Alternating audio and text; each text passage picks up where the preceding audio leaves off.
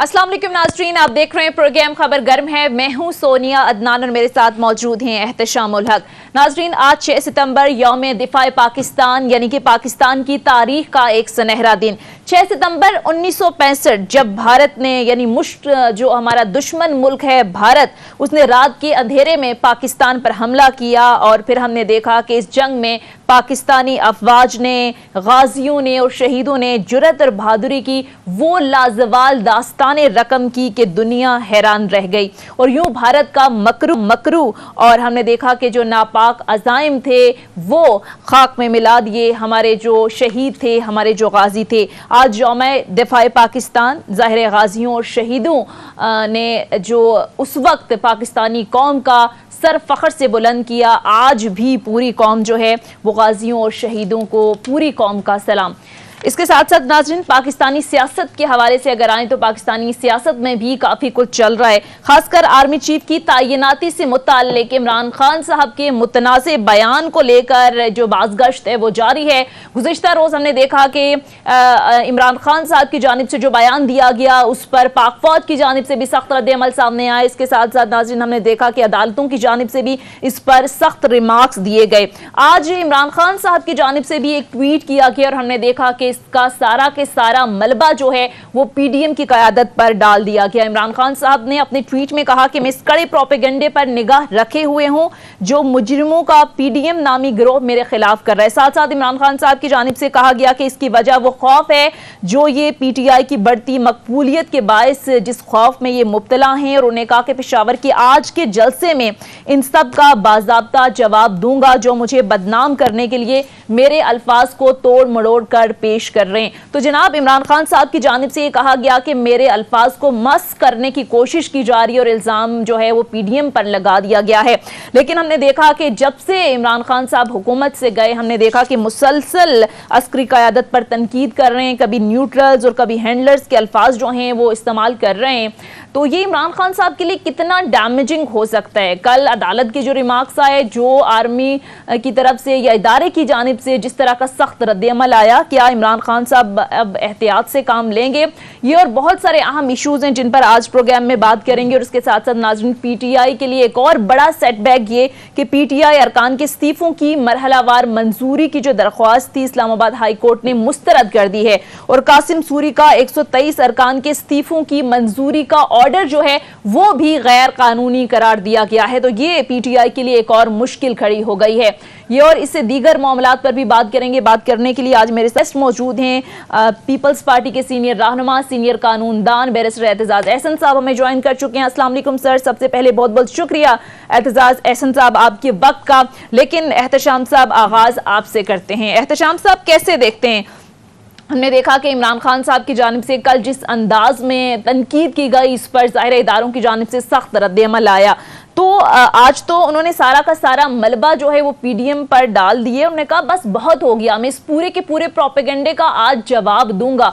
तो आपको लगता है कि ये जस्टिफाई किया जा रहा है इमरान खान साहब की जानिब से इस बयान को? लेकिन फौरी तौर पे तो लगता है कि उनको शायद एहसास हुआ है कि ये डैमेज बहुत ज़्यादा हो गया और इसको अंडू करने के लिए उन्होंने पहले एक स्टेटमेंट जारी किया और ट्वीट किया। उसके बाद आज जो बाकायदा तौर पे वो जलसे में पेशावर की अपनी बात करेंगे। लेकिन सोनिया, हकीकत में बात यह है कि बात बहुत बढ़ चुकी है, पॉइंट ऑफ नो रिटर्न की तरफ जा रही है। पॉलिटिकल, नेशनल पॉलिटिकल डिस्कोर्स में जिस तरह के अहबाम पैदा कर दिए गए, पैदा किए जा रहे हैं। अब ये देख लें कि शायद ही उनकी पार्टी का, अच्छा मैं आपको एक बार अंदर की बात बता दूं, पीटीआई के लोगों की, उनके हामी भी परेशान होना शुरू हो गए। मेरी चंद लोगों से बात हुई है, वो परेशान है, डिस्टर्ब है कि हमारा लीडर हमें किस तरफ लेके जाना चाहता है। और आरिफ अलवी ने तो सर बयान भी दिया। मैं उसी तरफ आ रहा हूँ। प्रेसिडेंट आरिफ अलवी साहब जो हैं उन्होंने तो ये कहा कि जी अफवाज पाकिस्तान के लोग मुहिब वतन हैं, सिपाही से लेकर जर्नल तक कोई उंगली नहीं उठा सकता। और शेख रशीद साहब ने तो बड़ा वाज़ेह तौर पर कहा है कि ये पार्टी पॉलिसी उनकी तो हो सकती है, जो है, अपने आप को डिस्टेंस किया और उन्होंने कहा कि जी मुहिब वतन है सारे के सारे, और मैं नहीं चाहता कि उनकी लड़ाई पीटीआई की फ़ौज के एस्टैब्लिशमेंट के साथ उस तक चली जाए। अब सोनिया, सवाल यह है कि इमरान खान साहब का सियासी एजेंडा है क्या, उनकी सियासी हिकमत अमली क्या है? अभी जिस अंदाज से उनको गुस्सा है, जिस तरह बरहमी है कि उनकी बात नहीं मानेगी, इलेक्शन नहीं हुए, 25 मई का उन्होंने लॉन्ग मार्च किया, नाकाम हुआ, नाकाम कर दिया गया, अब फिर वो चढ़ाई करने के मूड में है।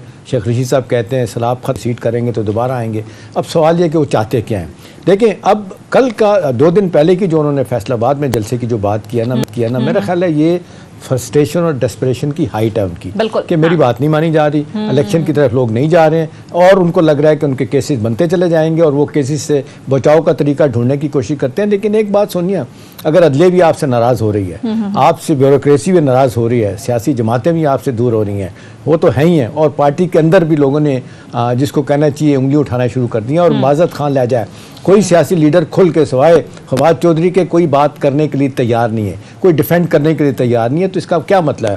مطلب یہ ہے کہ عمران خان صاحب سے بہت بڑی غلطی ہوئی ہے, ہو رہی ہے, بلکہ بلنڈر بھی نہیں, وہ فرینچ میں کہتے ہیں فوپا, وہ کیا جا رہا ہے جس سے وہ پیچھے تیار نہیں ہے. میرا اپنا خیال ہے کہ آج کے جلسے میں اگر وہ کوئی اناؤنسمنٹ ایسا نہیں کرتے جس سے لگے کہ وہ اپنے رویے پہ نادم ہیں, معافی مانگنے کی کوشش کرتے ہیں, پیچھے ہٹتے ہیں, تو ان کی بچت ہے. ادروائز میں آپ کو بتا دوں ان کے خلاف بڑے سیریس کیسز تیار کیے جا رہے ہیں, ان کے لیے سیاسی طور پہ سروائیو کرنا انتہائی مشکل ہو جائے گا. ٹھیک ہے, بیرسٹر اعتزاز احسن صاحب, سینئر رہنما پاکستان پیپلز پارٹی, سینئر قانون دان بھی ہمیں جوائن کر چکے ہیں. Thank you so much for joining us sir. Aitzaz Ahsan sahab, کیسے دیکھتے ہیں آپ؟ ہم نے دیکھا کہ ظاہر ہے 29 نومبر کو آرمی چیف ریٹائرڈ ہو رہے ہیں. عمران خان صاحب کے بیانات آپ دیکھ لیں, نئے آرمی چیف کی تقرری سے پہلے ہی آپ کو لگتا ہے کہ انہیں متنازع بنانے کی کوشش کی جا رہی ہے.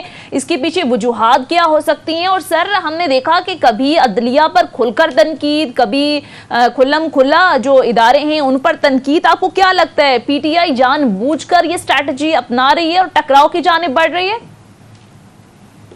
کچھ تو دانستہ بات ضرور ہوگی کیونکہ اقرار سے ہو رہی ہے, پر کل کی بڑی دلچسپ بات, تو سب سے زیادہ دلچسپ بات اس معاملے میں تو میں سمجھتا ہوں وہ ہے جو وزیر داخلہ, وفاقی وزیر داخلہ نے بات کی ہے. انہوں نے تو ساری قوم کو تقریباً بتا ہی دیا ہے کہ اگلا آرمی چیف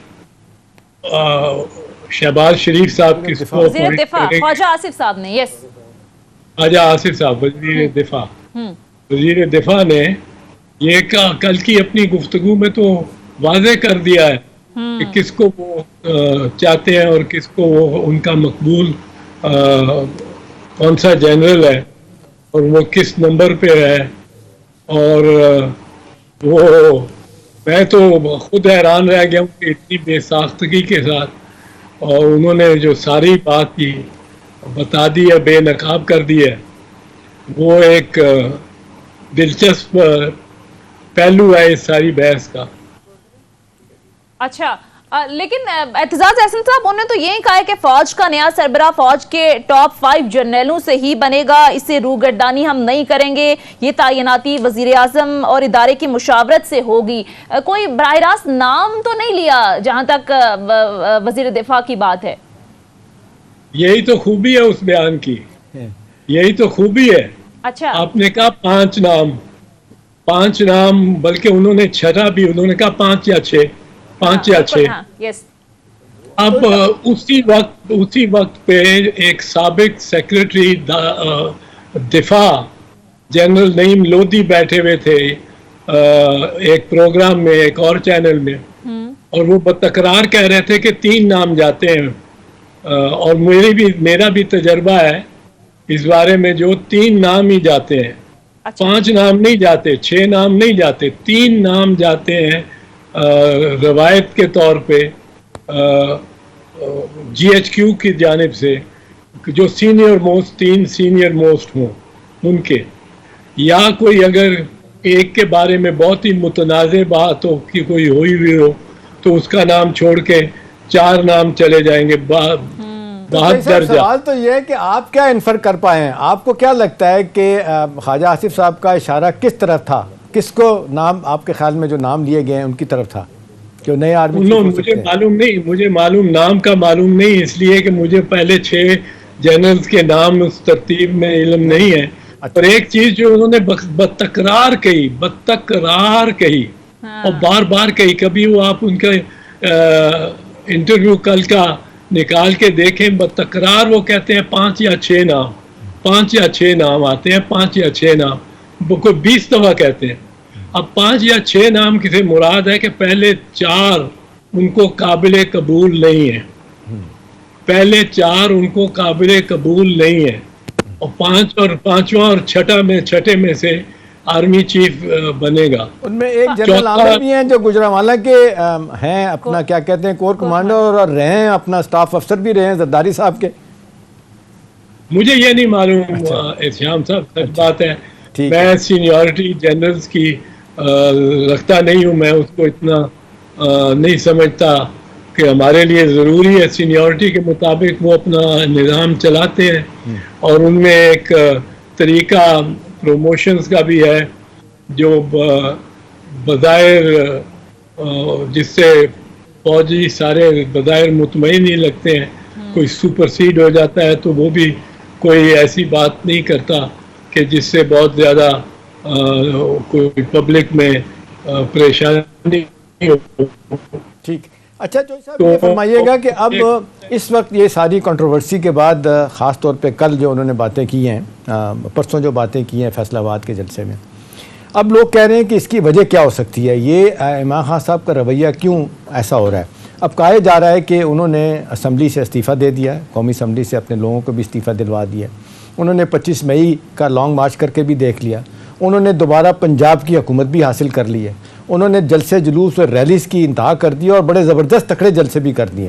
اب کہا جا رہا ہے کہ جی وہ پہلے دباؤ میں لانا چاہتے تھے اسٹیبلشمنٹ کو، اب ان کو بیک فٹ پہ کرنا چاہتے ہیں، اس لیے یہ رویہ. آپ کو کیا لگتا ہے؟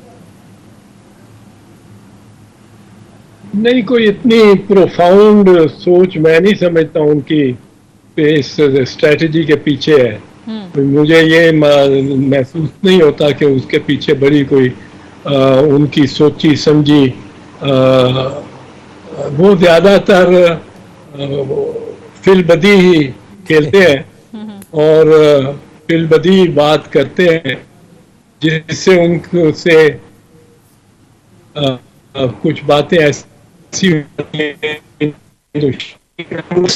زیادہ کرتے ہیں. کچھ تو باتیں وہ دہراتے ہیں، تکرار بہت کرتے ہیں. کچھ بات وہ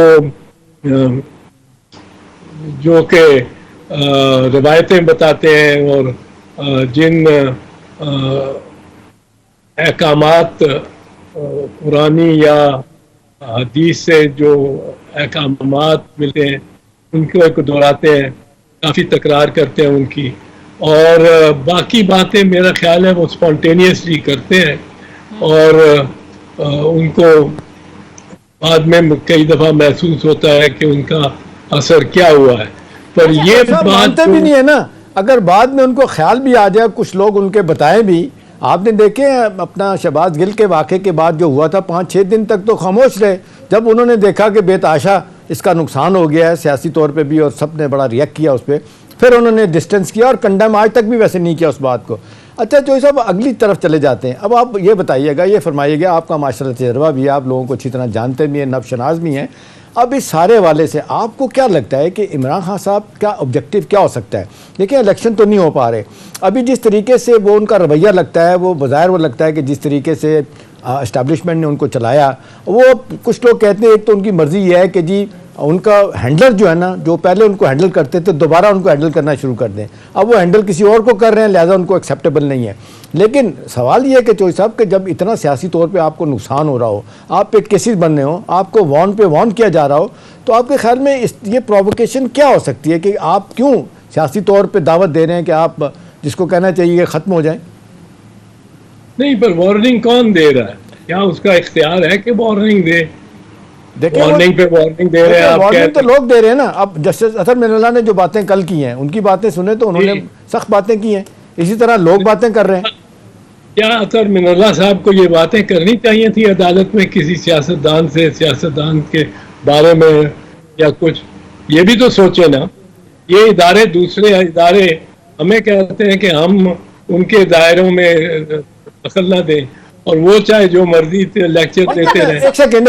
تو صاحب معذرت کے ساتھ انہوں نے سیاسی بات کوئی نہیں کہی. انہوں نے صرف بنیادی بات کی ہے کہ آپ فوج کے جرنیلوں کی، فوج کے لوگوں کی محب وطنی کو، حب الوطنی کو چیلنج نہ کریں.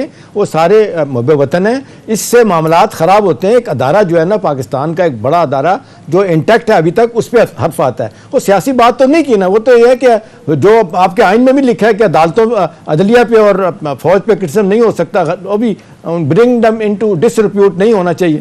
جی وہ تو میں نے آپ کو پہلے بتایا، جو سچ بناتے ہیں نواز شریف کو. ہم آپ کو ٹھیک طرح سے سن نہیں پا رہے. بہرحال یہاں پر مختصر بریک لیتے ہیں. بریک کے واپس آئیں گے. اعتزاز احسن صاحب سے گفتگو کا سلسلہ جاری رہے گا. Stay with us. بریک کے بعد خوش آمدید. اعتزاز احسن صاحب، آپ کو کیا لگتا ہے، کیا عمران خان میڈیا، عدلیہ، اب اسٹیبلشمنٹ کے خلاف سخت بیان بازی سے اپنے لیے آپ کو لگتا ہے کہ ایک نیا محاذ کھول رہے ہیں؟ ایک ہی وقت میں اتنے سارے محاذ پر لڑ رہے ہیں. پھر جو عدلیہ مخالف، جو اسٹیبلشمنٹ مخالف بیان آ رہے ہیں، اس میں ظاہر ہے جو اتحادی ہیں وہ بھی بڑے ایک معنی خیز خاموشی ہے ان کی جانب سے بھی. آپ شہباز گل کے معاملے پر دیکھ لیں، جو وزیر اعلیٰ پنجاب ہیں، انہوں نے تو اس کو کنڈیم کیا. تو آپ کو لگتا ہے کہ عمران خان صاحب خود کو تنہا کر رہے ہیں، مشکلات بڑھا رہے ہیں اپنے لیے؟ جہاں تک عمران کا تعلق ہے، میں تو عموماً کہتا رہتا ہوں کہ اس نے چاروں پاکستان کی سیاست کے حوالے سے چاروں ناقابل شکست عناصر کو بیک وقت للکار لیا ہے. چاروں ناقابل شکست. آپ کو حیرت ہوگی چوتھے نام پہ جب میں آؤں گا تو. پہلا ہے امریکہ، وہ حاوی رہتا ہے فیصلوں پہ ہمارے ہاں کے بدقسمتی سے، پر وہ حاوی رہتا ہے. دستور 50 سال سے سلسلہ، جب سے ہم نے سیٹو سینٹو جوائن کی تھی تب سے امریکہ کی بہت مداخلت ہے. دوسرا ہے آرمی، جس کے بارے میں کہا جاتا ہے اکثر AA. تیسرا ہے عدالت. اور چوتھا شریف خاندان. شریف خاندان کو لائسنس ہے ہر چیز کر لینے کی، جیل سے نکل کے لندن چلے جانے کی، اور یہاں سزا کو بھی کاٹنے کے لیے ان کی دختر کو بھی اجازت ہے کہ وہ چاہے کانوکٹ ہو، وہ تقریریں کرتی رہے. انہوں نے جس طرح کی تقاریر فوج کے خلاف اور عدلیہ کے خلاف کی ہیں، مانے جب آپ کو پتہ ہی ہے جو کچھ انہوں نے عدلیہ کو سنایا، جب یہ فیصلہ، دوسرا فیصلہ آیا. ایک پہلا تو تھا جو کہ جس سے عمران خان کو ووٹ آف کانفیڈنس میں شکست ہوئی، اور دوسرا تھا جس میں ووٹ آف کانفیڈنس میں جس کی باعث حمزہ شہباز کو شکست ہوئی. تو اس کے بعد جو آپ نے فرمایا وہ تو کوئی سننا ہی ہمارا کہ کون سن سکتا ہے. ججوں کی ہمت ہے کہ سن گئے. تو یہ چار ناقابل شکست عناصر ہیں جن کو بیک وقت عمران خان نے للکارا ہے. تو اس میں زیادہ امکان یہی ہے کہ عمران خان کا خود اپنا نقصان ہی ہوگا. تو اس میں چوئی صاحب آپ نے بڑی خوبصورت بات کی ہے، بڑا واضح طور پہ بتا دیا کہ معاملات کیا ہیں اور کس طرح ٹیک آن انہوں نے سب کو کیا ہے. لیکن چوئی صاحب سوال تو یہ ہے نا کہ جو میتھڈ ٹو دا میڈنس ہے، آپ اپنے سیاسی اہداف حاصل کرنے کے لیے کمپرومائزز بھی کرتے ہیں. ایٹ ٹائم آپ ویسے تو کمپرومائزز کیے ہیں، یو ٹرن لینے کے وہ ماسٹر ہیں جس طرح کہا جاتا ہے، خود بھی کہتے ہیں یو ٹرن لے لینے چاہیے. لیکن چوئی صاحب سوال پھر میں آپ سے پوچھوں گا کہ اس وقت جو ان کے لیے مشکلات پیدا ہو رہی ہیں، وہ کیا اس کو کم کرنے کے لیے تیار نہیں ہے، یا آپ کو لگتا ہے کہ ان کے دماغ میں جو بات ہے کہ جی مریم نواز شریف نے بھی ایسے ہی کیا، دباؤ ڈال کے مزاحمت سے مفاہمت نکالی، فضل الرحمان صاحب نے یہی کیا، نیب نے بلایا پشاور عدالت میں، وہاں بے شمار لوگ لے کے چلے گئے، اس کے بعد نیب نے نہیں بلایا. آپ کو لگتا ہے کہ عمران خان صاحب بھی یہی چاہ رہے ہیں کہ وہ دباؤ اس حد تک آخری جو ٹاپ کا آدمی ہے اس تک لے جائیں تاکہ اپنا آبجیکٹیو حاصل کریں؟ امکان تو یہی لگتا ہے، کیونکہ جو اس بات پہ وہ ختم کرتے ہیں اپنی بات کو، وہ یہی ہوتی ہے کہ میرے سے ڈرو میں بہت زیادہ آپ کے لیے خطرے کے باعث بن جاؤں گا اگر ابھی بھی آپ نے گریز نہ کیا. تو گریز کی طرف جب وہ راغب کرتے ہیں اپنے مخالفین کو تو وہ ایک طور پہ ایک دھمکی کے طور پہ ہی کرتے ہیں. اور یہی لگتا ہے وہ کہ عمران کا جو مقصد بظاہر تو یہی ہے کہ وہ جو مریم کا تھا کہ مداومت ہوگی تو پھر مفاہمت ہوگی، تو یہی اس کا بھی لگتا ہے. تو اگر مریم کامیاب ہوئی اسی میں اور بالکل بڑے عجب انداز سے کامیاب ہوئی کہ انہوں نے تو پوری دنیا کو پلٹا پھیر دیا کہ لندن میں بیٹھے ہوئے ایک کانوینٹ کے پاس جا کے سارے اس سے ہدایات لے رہے ہیں، یہاں تک کہ بزرگ وارم جو ہے ان کے بارے میں بھی یہ سٹوری چلی ہوئی ہے کہ وہ بھی مل کے آئے ہیں ان کو. تو یہ تو ایک بہت بڑی کلٹی پڑی ہے نا جو مریم میں. ٹھیک ہے، آپ ٹھیک کہہ رہے ہیں چوئی صاحب، لیکن دیکھیں نا جس طرح ان سیریس نوعیت کے کیسز بنا دیے گئے ہیں یا اور بن رہے ہیں یا وہ دعوت دے رہے ہیں، مثلا توشہ خانہ، پھر اس کے بعد ممنوع فنڈنگ ہے، پھر یہ آپ دیکھ لیں توہین عدالت کا سلسلہ چل رہا ہے، اس طرح سے اور چیزیں نکل کے آ رہی ہیں، کرپشن، مبینہ کرپشن کے حوالے سے، فارمر فرسٹ لیڈی کے حوالے سے، ان کی اولاد کے حوالے سے، اور بہت ساری چیزیں، ایک بزنس ٹائکون کی جو آتی ہے، پراپرٹی ٹائکون کی، کس طریقے سے ارادیوں سے سوال بھی پوچھا گیا ان سے. تو آپ کو نہیں لگتا کہ کہیں نہ کہیں وہ عدالتوں میں جنرلی پھنس جائیں گے اور پھر ان کی سیاست ختم ہو جائے گی؟ سیاست کسی کی ختم نہیں ہوتی. اچھا، نہ عدالتوں سے. ذوالفقار علی شہید کو آپ نے، بھٹو کو آپ نے پھانسی لگا دیا، نواز شریف کو آپ نے سزا کر دی، عمر قید 1999 میں کی، اور 2001 میں وہ اڑ کے لانڈی جیل سے سیدھا ایک محل میں سرور پیلس میں پہنچا ہوا تھا. تو ختم نہیں ہوتا، عدالتیں نہیں ختم کر سکتی. پھر اس کو اس دفعہ سزا ہوئی، پچھلی دفعہ عمر قید سزا ہوئی تھی، اس دفعہ نواز شریف کو پھر 10 سال قید کی سزا ہوئی اور وہ لندن میں بیٹھا ہوا ہے. تو لیکن جو صاحب ان کی پارٹی بھی تو ہے، ان کے بچے ہیں، ان کی پارٹی کے لائلسٹ ہیں جن کے بارے میں توقع نہیں تھی کہ اتنی مار کھائیں گے، وہ کھڑے رہے ہیں. اب یہ عمران خان صاحب کے تو بچے باہر ہیں، ون مین شو ہے، لوگ کہتے ہیں جی کلٹ ہیں، یہ ایک راک سٹار ہے اور یہ فالوئنگ، ان کی فین فالوئنگ ہے. تو آپ دیکھ لیں خبریں آتی رہتی ہیں کہ 3-4 لوگ تیار رہتے ہیں اپنے آپ کو ان کی جگہ لینے کے لیے. شاہ محمد قریشی کا نام آتا ہے، اسد عمر کا نام آتا ہے، پرویز خٹک کا آتا ہے. تو پھر آپ کو کیا لگتا ہے کہ اگر خدا نہ خواستہ ایسا ہوتا ہے، ان کی مصائب مشکلات بڑھ جاتی ہیں، جیلوں میں جاتے ہیں، تو آپ کو لگتا ہے کہ باقی بھی ان کی پارٹی ہے وہ سارے لوگ کھڑے رہیں گے؟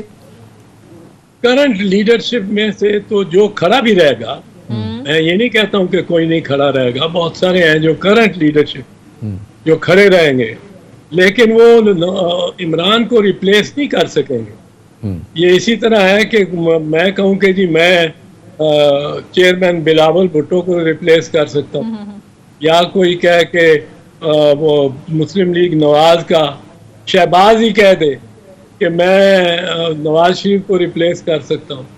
یہ مطلب ہے لوگوں کے ذہنوں میں جس طرح یہ لیڈرشپ اور اس قسم کی لیڈرشپ جو ہے وہ بیٹھی ہوئی ہے، وہ اس کا کوئی میں اپنا ہی آپ کو کہہ رہا ہوں، بتا رہا ہوں کہ یہ میں زوم رکھوں، یہ ممکن ہی نہیں ہے. ٹھیک ہے، یہ کسی کا سوچنا کہ کوئی ڈسٹروائے ہو جاتا ہے پولیٹیکلی اور ختم ہو جائے گا کوئی، کیونکہ اس کو پھانسی لگا دی جائے گی یا اس کو جیل کر دیا جائے گا یا اس کو اس کی پارٹی کے جیل کر دیا جائے گا یا اس کا کوئی ساتھی آ کے اس کی کرسی پہ بیٹھ جائے گا. کوئی ساتھی اس وقت آصف زرداری کی کرسی پہ پیپلز پارٹی میں نہیں بیٹھ سکتا. ٹھیک ہے، یہ ہر کسی کی اپنی اپنی جماعت میں اپنی اپنی پوزیشن ہے، اور یہ سویلین سیاستوں کو بہت سوچنا چاہیے، دوسروں اداروں کو بھی سوچنا چاہیے، پر ہمیں بھی سوچنا چاہیے کہ ہمارے میں کچھ لوگ ناگزیر ہو گئے ہوتے اور ہمیں آپس میں ایک ڈائلاگ اور ایک ڈسکورس رکھنا چاہیے.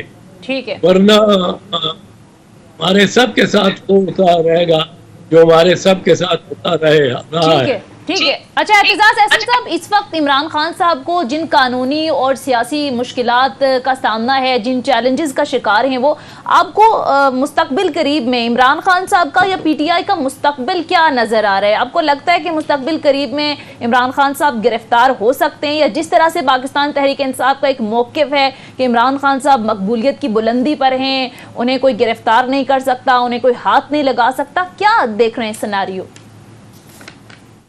دیکھو سونیا، پہلی تو بات یہ ہے کہ میں کوئی پی ٹی آئی کا بندہ نہیں ہوں، میں پاکستان پیپلز پارٹی کا بندہ ہوں، اور مجھے سوالات یہ آپ کے ذرا اتنے موضوع نہیں لگتے.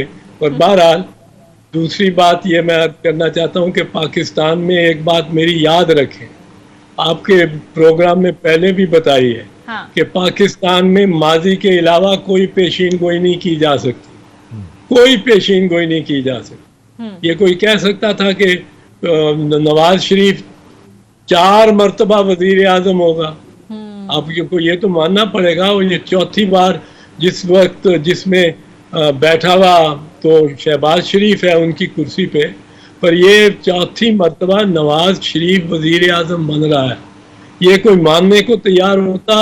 وہ جس نے 1983 کا نواز شریف دیکھا ہے، جس نے 1984 کا نواز شریف دیکھا ہے، جس نے 1985 کا نواز شریف دیکھا ہے، اس وقت کوئی سوچ سکتا تھا کہ یہ 4 مرتبہ وزیر اعظم؟ آپ کی باتوں سے، گفتگو سے مجھے یوں لگ رہا ہے کہ عمران خان صاحب کا جو پاپولیرٹی کا گراف بہت زیادہ ہے اور فین فالوئنگ بہت زیادہ ہے. میں یوں سمجھ رہا ہوں آپ کی گفتگو سے کہ جو کچھ مرضی ہو جائے سیاسی طور پہ اس کو سائیڈ لائن کرنا، ختم تو چلن لفظ نہیں کرتے، سائیڈ لائن کرنا اداروں کو اور ہمارے جو بھی مختلف حلقے ہیں ان کے لیے مشکل ہوگا.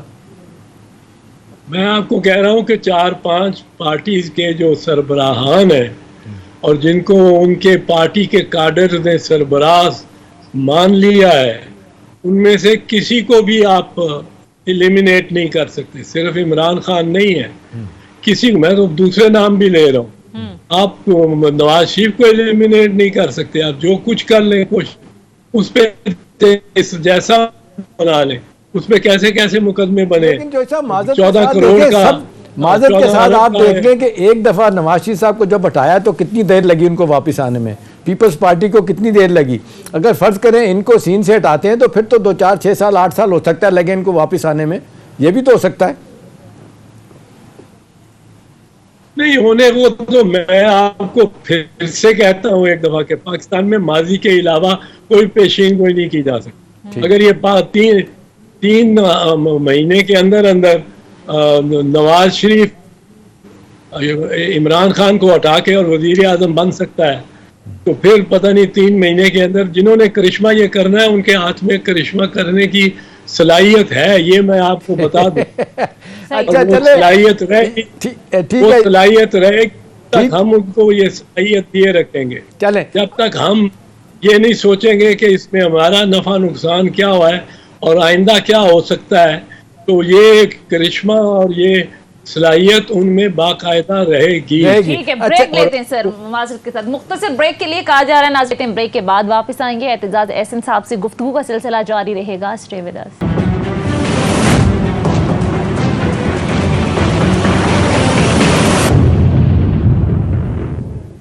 بریک کے بعد خوش آمدید. جی اعتزاز احسن صاحب، آپ اپنی بات مکمل کیجیے. جی آپ نے پوچھا تھا، چونکہ احتشام صاحب نے خاص کر کہ چونکہ عمران خان کا کوئی وارث نہیں ہے یہاں پاکستان میں کم از کم اور پاکستان کی سیاست میں، تو وہ اگر اس کو کچھ ہو گیا ایلیمینیٹ ہو، خدا نہ خواستہ کوئی بھی ایلیمینیٹ اگر ہو، اور وہ اگر ایلیمینیٹ ہو گیا تو کون اس کا جگہ لے سکتا ہے؟ کوئی جگہ لینے والا ہی نہیں ہے. جبکہ نواز شریف کے ہیں، باقی ان کے الحمدللہ قیادت کے وارث ہیں. قیادت کے سچ وارث تو نہیں ہے، پر قیادت کے پرسنل وارثین ہیں جو کہ ان کی سیاست کے وارث بن جاتے ہیں. تو یہاں میں آپ کو یہ عرض کر دوں، یہ ہم خیالی ہے. اس وجہ سے کہ یہ میں مانتا ہوں کہ عمران خان کا وارث شاہ محمود قریشی نہیں بن سکتا، बड़ा सुलझा हुआ शीरीं और शाइस्ता बयान असद उमर नहीं बन सकता, लेकिन ये नहीं कहना कि जो उसकी कोई बिल्कुल ख़त्म हो जाएगी सियासत या जमात या सोच जो जिसको ये नुमाइंदगी करता है, उसका वारिस मैं समझता हूँ मुराद सईद बनेगा, फैसल जावेद बनेगा, इस तरह नौजवानों की टीम्स में से बनेगा। अच्छा, जिस तरह नवाज शरीफ को खुदा ना खास्ता इस तरह हो जाए कि विरासत कब आए, तो उसकी विरासत मरियम नवाज है और राना सनाउल्लाह है, ये उसके वारसीन में से। चलें, इसका जवाब आ गया जो साहब। टाइम थोड़ा ये अब देखें, कहा जा रहा है ग्लोबली के 2000 के बाद जो मुश्किलात दुनिया में मुल्कों में आई हैं, पाकिस्तान सबसे ज़्यादा उसमें घिरा हुआ है।